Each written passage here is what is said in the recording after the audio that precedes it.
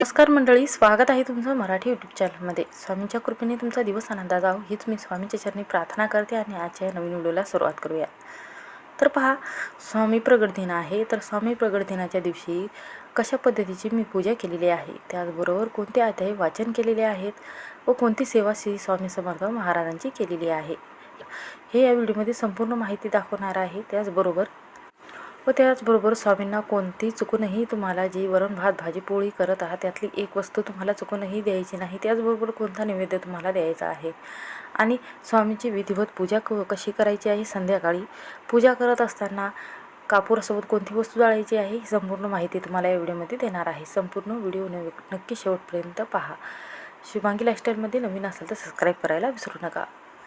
तर पहा, सकाळी तुम्हाला लवकर उठल्यानंतर ब्रह्ममुहूर्तावर सर्वप्रथम अंगणघर स्वच्छ करून घेतल्यानंतर फरशी पुसून घ्यायची आहे. फरशी पुसल्यानंतर दार स्वच्छ करून घ्यायचं आहे. उंबरवड्याचं लेपन लावायचं आहे.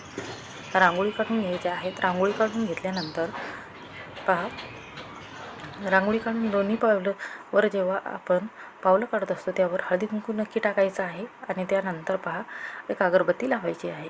त्यानंतर तुळशीला जल अर्पण करायचं आहे. तुळशीला जल अर्पण केल्यानंतर आपल्याला पूजेला सुरुवात करायची आहे आणि सर्वप्रथम घरातील जी पूजा आहे ती पूजा करून घ्यायची आहे. त्याचबरोबर स्वामींचा जो फोटो आहे, मूर्ती आहे, त्याला अभिषेक करायचा आहे. फोटो असेल तर पुसून घ्यायचा आहे आणि जे अत्तर आहे, हिना अत्तर, ते आपल्याला श्री स्वामी समर्थ मूर्तीला किंवा फोटोला लावायचं आहे. आणि मूर्ती तुम्हाला अशी लाल वस्त्र आपल्याला पाटावर टाकायचं आहे आणि त्यावर आपल्याला जी मूर्ती आहे किंवा फोटो आहे ती ठेवायचा आहे. अच्छा, एक दिवा प्रज्वलित करायचा आहे. दिव्याला सुद्धा आपल्याला पूजा करून घ्यायची आहे हळदी कुंकू टाकून. त्याचबरोबर आपल्याला जी माळा आहे किंवा पोथी आपण वाचन करत आहोत ते ठेवायचं आहे. आणि संकल्प तुम्हाला घरी घेत असाल तर घरी घ्या किंवा एखाद्या मंदिरामध्ये जात असाल तर मंदिरामध्ये घ्यावी. आणि मंदिरामध्ये जाऊन तुम्ही नारळ आणि खडीसाखर आणि जे फुलं आहे, अगरबत्ती आहे, ती ठेवून यायचं आहे. आणि त्यानंतर आपल्याला पूजेला सुरुवात करायची आहे. तर पहा, या दिवशी तुम्ही पूर्ण पारायण जर वाचत असाल तर अतिशय उत्तम आहे. त्याचबरोबर 11 माळीचा जप करावा आणि तारकमंत्र 11 वेळा म्हणावा. आणि त्यानंतर तुम्ही नैवेद्यामध्ये वरण भात भाजी पोळी आणि शिरा ठेवू शकता. त्याचबरोबर जे भजे आपण करत असतो, ज्यामध्ये कांदा टाकत असतो, तर ते कांदा आणि लसूण वर्ज्य करावा. आणि त्याचबरोबर पहा, एक ग्लास तुम्हाला पाणी ठेवायचं आहे. ज्यावेळेस तुम्ही तारकमंत्र म्हणत आहात तर त्यावेळेस तुम्हाला जे ग्लास आहे त्यावर हात ठेवायचा आहे आणि तारकमंत्र 11 वेळा म्हणायचा आहे. तुम्ही संध्याकाळपर्यंत 12 वाजेपर्यंत कधीही सेवाही करू शकता.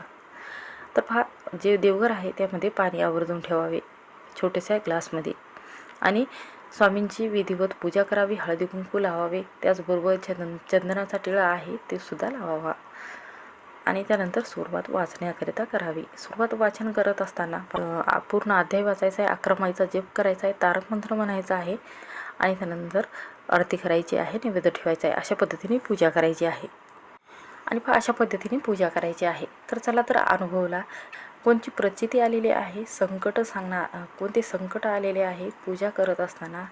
तर पहा, या दिवशी जेव्हा पूजा झाली, पोथी वाचन झाले, त्यावेळेस माझ्या मुलाला जुलाब लागलेले आहेत. पहा, या दिवशी एवढं पूजासुद्धा करूनही एवढे संकट निर्माण होतात. पण स्वामी म्हणतात, संकट तुमच्या समोर जरी आले तरी त्या संकटांना घाबरू नको, मी तुझ्या नेहमी पाठीशी राहील, असं स्वामी म्हणतात. तर पहा, श्री स्वामी समर्थ महाराजांचा जो प्रगट दिन आहे तो कशा पद्धतीने साजरा करावा. तर पहा, जिथे मनोभावाने तुम्ही प्रार्थना करत असाल, त्याचबरोबर भक्तिभावाने सेवा करत असाल, तिथे तुमचे मार्ग सुटतात, तुमचे संकटसुद्धा दूर होत असतात. तर पहा, तुम्ही महाराजांची सेवा कशी करताय. साध्या सोप्या पद्धतीने तुम्ही फोटो मांडून दिवा लावून जरी पूजा केली किंवा एखादा साधा नैवेद्य जरी तुम्ही ठेवला तरी स्वामी प्रसन्न होतात. कारण स्वामी म्हणतात की मला गाजावाजा किंवा सजावट अशा पद्धतीने जरी सेवा नाही केली तरी चालेल, फक्त फोटो आणि मला एक दिवा लावा आणि तुम्ही पोथीचे वाचन करा, गुरुचरित्राचे वाचन करा, असं स्वामी म्हणत असतात.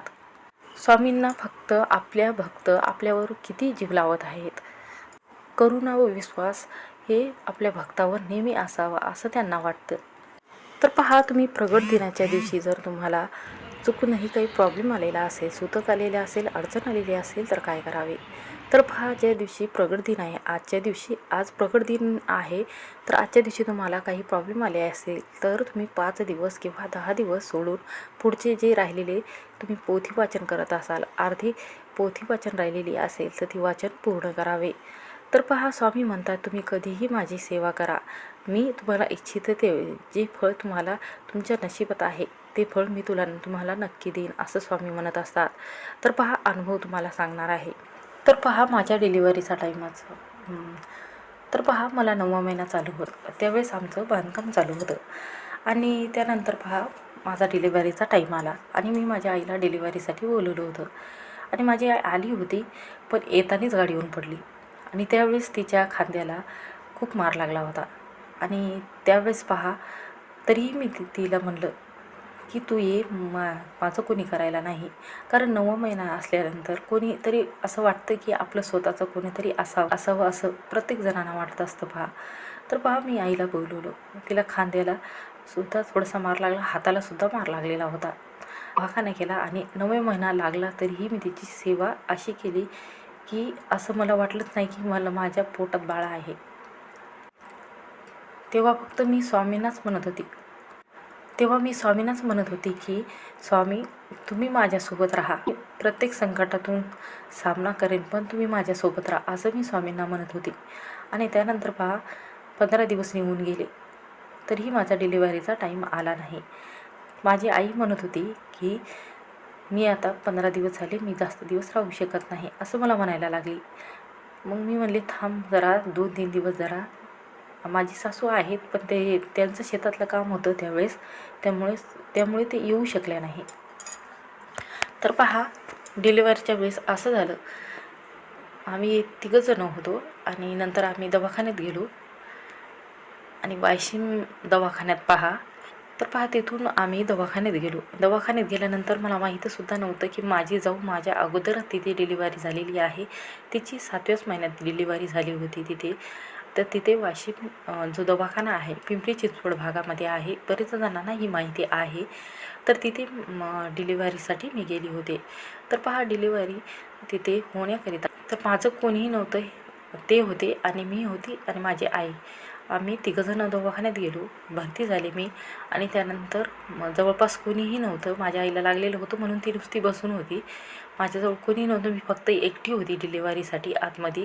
बरेच जणांना माहिती असेल जो दवाखाना आहे पिंपरी चिंचवडमधला, तर त्यामध्ये कशा पद्धतीचा दवाखाना आहे बरेच जणांना माहिती आहे. चांगला दवाखाना आहे, पण तरी पण सोबत कोणी जेव्हा आपण डिलिव्हरीसाठी जात असतो त्यावेळेस कोणी ना कोणी सोबत पाहिजे असते.